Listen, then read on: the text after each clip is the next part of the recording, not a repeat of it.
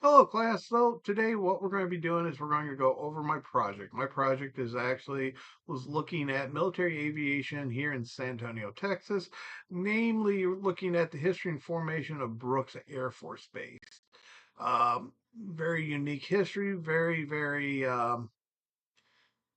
lots of historical information that actually and events that actually took place on this base. It's kind of one of those things that reason I kind of put it together, and that is Brooks is one of the fields that is actually and bases that has actually did not survive all the different closures over the years, and it was actually closed down and has become a what they call Brooks City Base.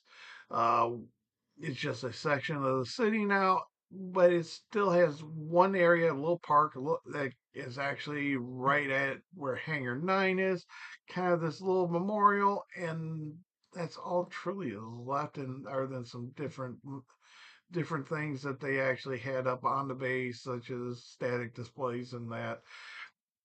Those are the only reminders that it was actually a base itself. Past that, it's become housing, it's become stores, hospital, you name it, has actually popped up all over where the base is. There's not even a flight line there anymore. So it's something it's a part of history that's slowly disappearing. It's something that I found when I was doing the research into this and different bases and as that they actually where they would transfer had been aviation transferred to before it actually settled here in Kelly Field and then all that.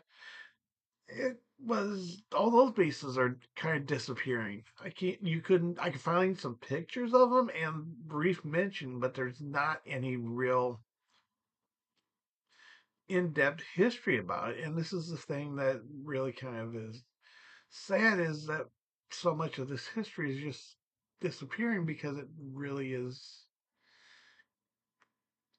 considered obsolete unless of course you're in the area. And I found Brooks had such a rich history, and the reason that's why I actually chose to actually dig into and really bring out. When you look at Brooks itself, Brooks is one of those unique places. One almost every major figure that you can think of over time of the military has been at Brooks. Even presidents. John F. Kennedy was actually at Brooks when they were working on the first aspects of space. He actually came over and inspected the center. So did Lyndon B. Johnson.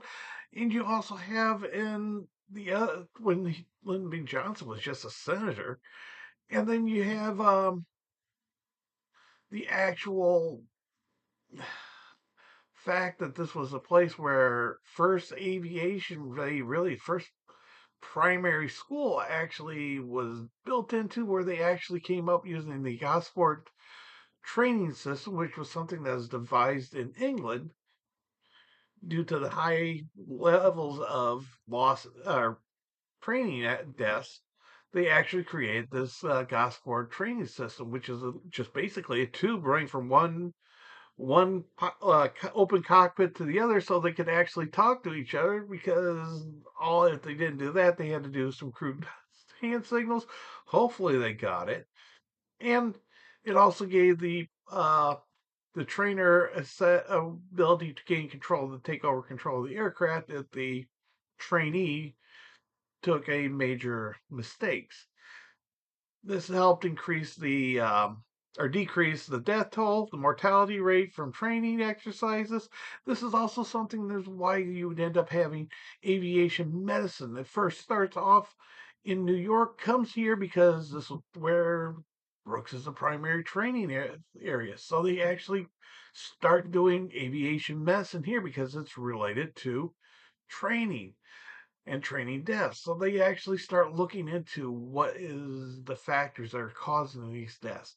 And this actually stays as a major portion of it till it moves over to Randolph, then to Wright Patterson. Then from Wright Patterson, it came back here at the end of World War II to Brooks Air Force Base, where it remained up until the base closed. All very unique bits of history. Other thing that this is kind of unique about Brooks is the area where you actually get paratroopers. Paratroopers actually was conceived at Brooks by, of course, some of the very interesting people that went through Brooks Field. One of their trainers was actually Claire Chenault. Claire Chenault is the guy who actually created the Flying Tigers, the volunteer group in China who had the highest kill ratio in the Pacific due to his training. He's the one who actually was part of the crew, the 3-man group that actually worked up on the whole paratrooping concept. And you didn't see that he also he was actually, of all things, he was actually trained, of all people, Charles Lindbergh. Charles Lindbergh actually went through training here at Kelly and then at Brooks. He also, when he his plane was actually over at one of the private fields called Stinson Field, which is over on the south side of San Antonio as well. So it has a very rich military history that's disappearing. It really is needs to kind of be preserved. And this is why I put this all together. It gives a setting. It gives a showing of what was here. Everything from um, air balloons and airships, all the way to aviation medicine and space travel, which I did not. I only added in the movie clips that were done actually by the Brooks historians before all the archives were lost when the base was closed down. Hence another reason why we're trying to preserve this. When the base closed, all the archives were lost. I got what I could from the Lackland archives. But yes, definitely some major military aviation history that took place on Brooks Air Force Base.